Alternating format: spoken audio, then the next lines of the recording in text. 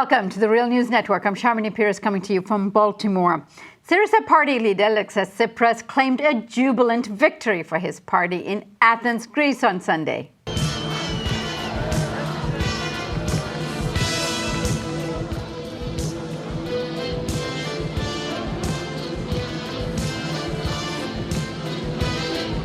Είδα, έγραψε ιστορία.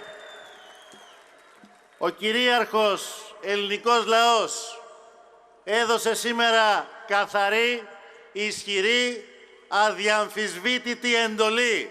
Είναι χαρακτηριστικό δείγμα της Ευρώπης που αλλάζει. Ο λαός μας που έκανε το βήμα και η Ελλάδα που έκανε το βήμα, η ετυμηγορία του ελληνικού λαού. Whether it is a clear majority is yet unknown at this time, but it is clear that the Greek people have won the battle of reversing austerity economic policies. With me to discuss all of this from Athens is Dimitri Lascaris. Dimitri is a board member of the Real News Network. Dimitri is also a partner with the Canadian law firm Siskins, where he heads the firm's securities class action practice. Thank you so much for joining us, Dimitri. Back, Sharmini. So, Dimitri, you just got back from SYRIZA headquarters and listening to the victory speech. What did you think? Well, the celebration began at around 9:30.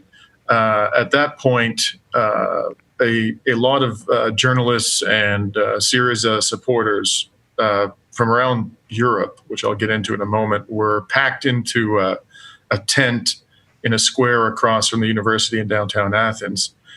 And Greek TV announced the results of the preliminary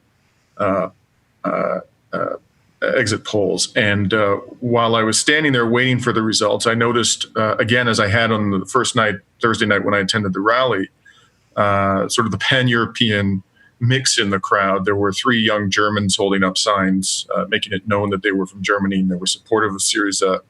There was a young lady from who identified herself as being from the French Communist Party. There were a number of people speaking Italian, and it really was a European affair. And then when the results appeared on the screen, and it became quite clear at that stage that SYRIZA was going to win, and the preliminary results were pointing to a significant majority, of course, the room erupted. And within minutes of the eruption, people started chanting the name of Podemos. The party in Spain that is taking a similar approach to the austerity program, the upstart party, as is SYRIZA here. So, people waited and lingered and partied at the tent for a while as the numbers became clearer. And then eventually, I think it was around 10 o'clock, Anthony Samaras conceded, his coalition partner, the leader of PASOK, conceded. And then Mr. Tsipras appeared in a square which was packed, thronged with thousands of people, and I think didn't get too much into the specifics of the tasks that lie ahead. Understandably so, at that particular moment, I think he was just savoring what was a historic victory. So, what were the key points in his speech? Well, he talked, I think, about the humiliation that the Greek people have experienced over the last 5 years. He talked about the subservience to the dictates of Brussels and Berlin and the IMF. He talked about the return of hope and dignity. He talked about quite clearly a rejection of the austerity, and he pointedly said that the troika, the IMF, the ECB, and the EC with whom Greece has had to negotiate over the last few years, is a thing of the past. Those are the words he used. He laid down a gauntlet, as he has done repeatedly, and I think made it clear that his position going forward is going to be a rejection of the austerity program that has been imposed upon Greece and has created a humanitarian crisis here. Now, he's a very charismatic leader, Dimitri. He obviously compels a crowd, and particularly a jubilant victory crowd. But do you think he's going to be able to lead? Well, that is the key question, and there was a really telling moment today.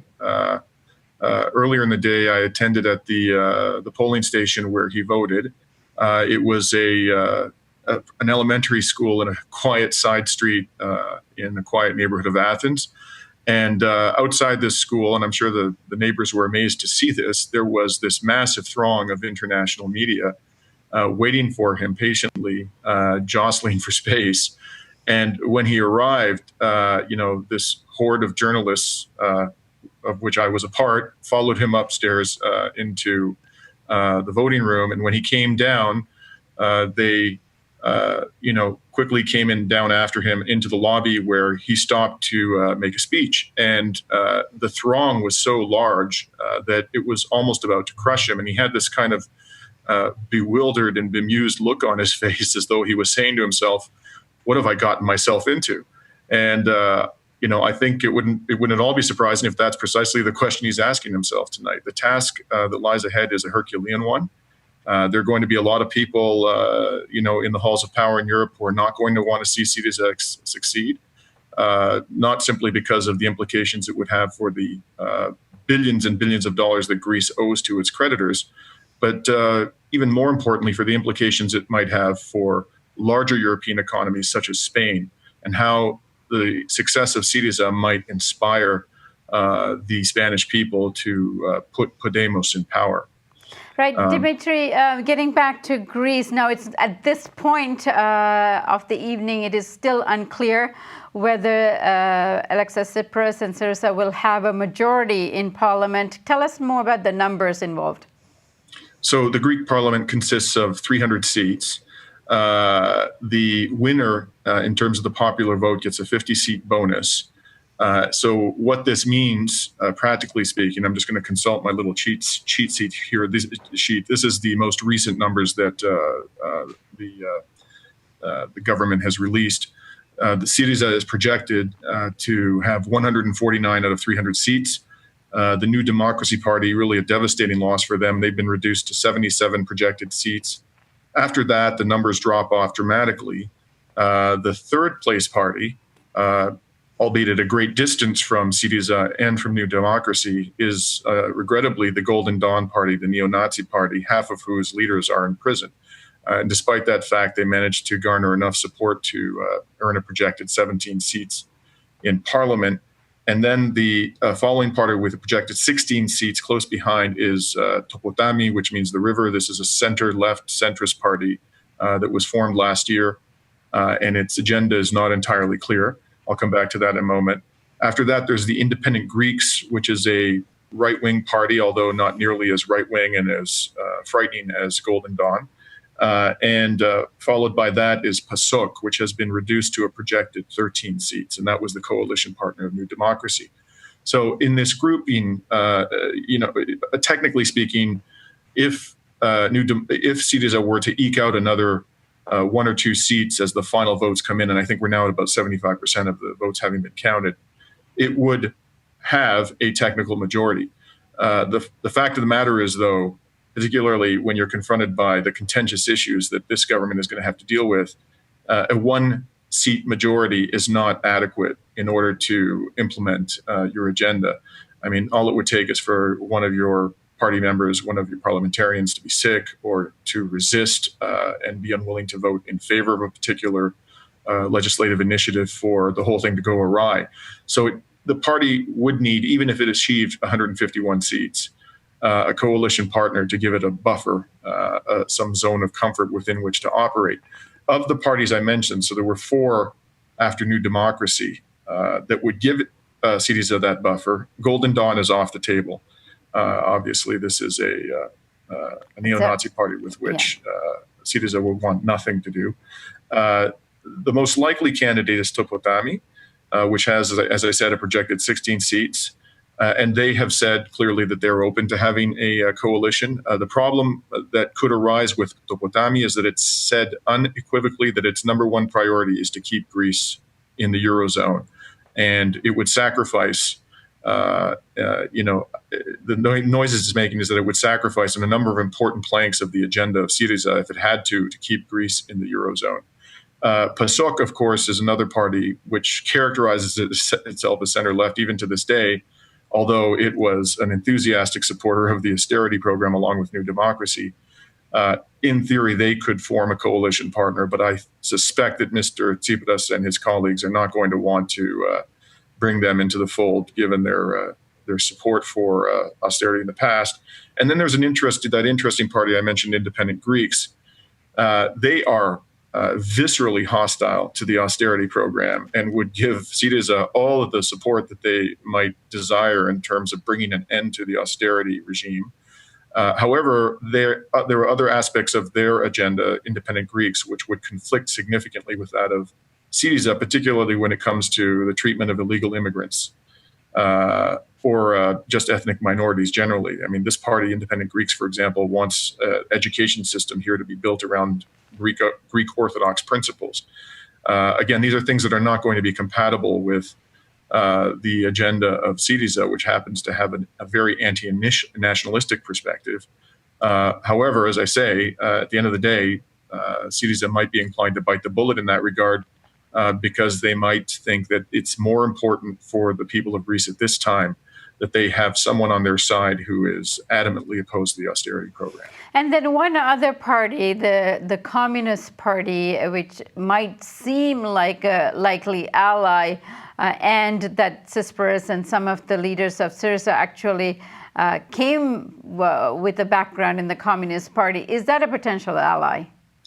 That would be very surprising, and I think that's because the Communist Party claims to want nothing to do with SYRIZA. I think the Communist Party has even gone so far, its leader, as to characterize Mr. Tsipras rather unfairly, I think, as an agent of the banks. So whatever his view may be, the Communist Party seems not to be enamored with SYRIZA and not to be persuaded that ultimately SYRIZA is going to implement the changes that are required from its perspective. And, to be fair to the Communist Party's perspective on this, in the last few months, SYRIZA has moderated its tone considerably. In particular, it seems to have stated that it's taking an exit from the eurozone for Greece off the table. And some people have commented, Dimitri, I think fairly.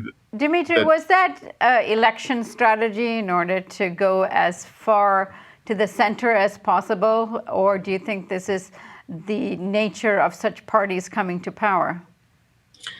Well, it could be either of those things. One must recall, however, that SYRIZA has emphasized the integrity of its approach. And if it's in fact inclined to risk an exit from the eurozone, if that is necessary in order to bring an end to austerity, I think it has an obligation to tell the voters precisely what it has in mind.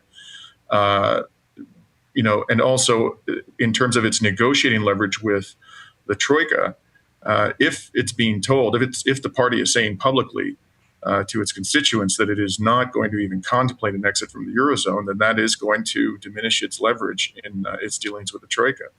So, ultimately, we'll have to see how all of this plays out. And if, in fact, the troika is as adamant as the German government has been in terms of insisting upon performance of the obligations that prior regimes entered into, then SYRIZA may find itself in a position where it's simply going to have to go down that path.